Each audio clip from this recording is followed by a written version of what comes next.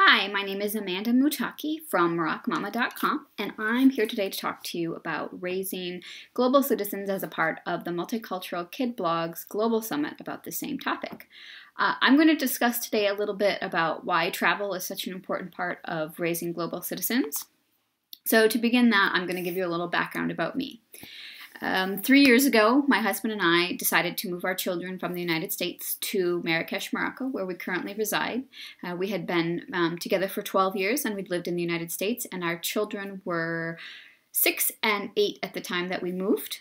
And we made that decision based on two reasons. One was that we wanted to give them roots because his heritage is Moroccan, and we wanted them to know that aspect of their identity. And two, because we wanted to give them a more global outlook.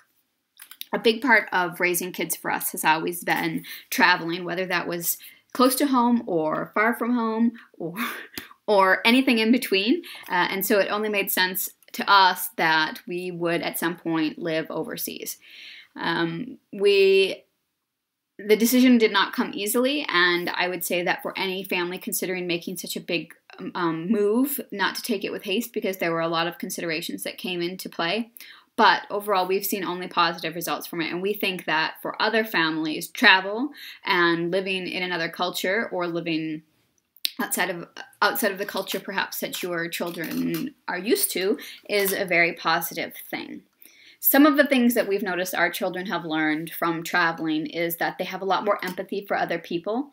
They've seen how people live in other parts of the world, whether that's in very developed countries where kids seem to have everything, to less developed countries where they notice that children have much less, and adults as well. And so they've learned that money and things do not necessarily equate to the value of a person or how they should be treated or what the expectation should be. We've also noticed that they have gained a lot more patience. When you travel, of course, it makes sense that you need to have more patience. Things go wrong, things happen. If we're in France, for example, eating a meal, they know that dinner is not going to come out in 5 seconds like it might in the United States, that we're going to sit down and we're going to enjoy several courses, and it's going to take a longer spread of time. This also means that they've learned how to have conversations at the dinner table. They've learned the proper way to sit and eat and behave, which doesn't necessarily mean you have to travel to France or to a European country or to anywhere to learn how to do that. Those are things that you can learn at home just by replicating the experiences. So maybe if you can't travel internationally right now, you could bring the experience to home. Set up your house, set up your dinner table like a diner in a foreign country, make a menu or involve them in cooking a menu from another place.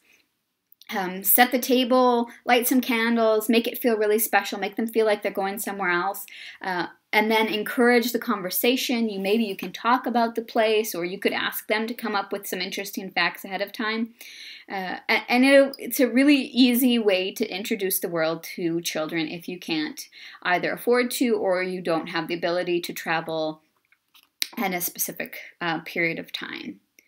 A third thing that our kids have learned from traveling is languages. This was without saying.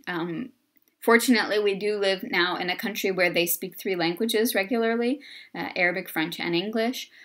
But because we're so close to Europe, we've also been to many European countries, Germany, Spain, Finland, and further beyond. So we have always encouraged our children to use the language skills that they have.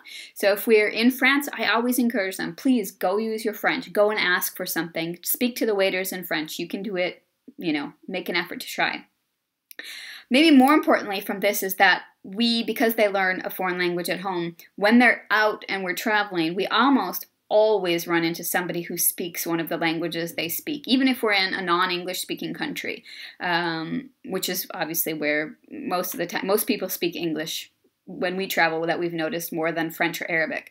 But for example, when we were in Italy, we didn't find anybody that spoke English in this specific circumstance, nor did we find someone that spoke French, but we found someone who spoke Arabic.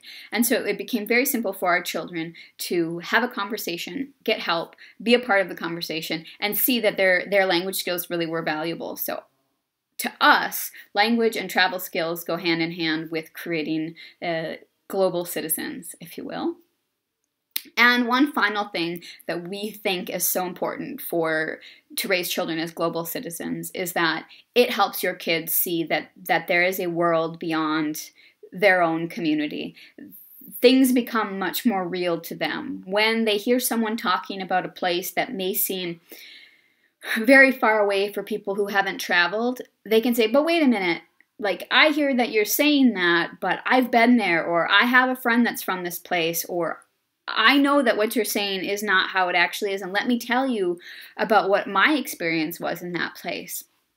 And this might not seem so important now as young children, but as they get older and they become adults and they become the ones that are in positions of leadership and they're in positions of making business decisions, or they're just in positions as adults, as human beings and raising younger children, they are going to see the world as a much smaller place, and it's going to be much more difficult for them to point the finger and say, those people like that from there. It won't become that. It will become, hey, you know, those people that are my friends. And in this place where I went, and yeah, it was different, and yeah, they might think differently than us. They may have a different religion. They might speak a different language. They might eat different food. But I played with kids from there when I was a kid, or I went there with my parents and we stayed with this family, and they won't be able to create those really divisive statements and actions that we see all too often in society today. So if you're considering traveling with your kids, or you're on the fence about traveling with your kids, our advice is just do it. They'll thank you, and you'll thank yourself for it when you see the strong, confident, worldly children that grow up to be amazing adults.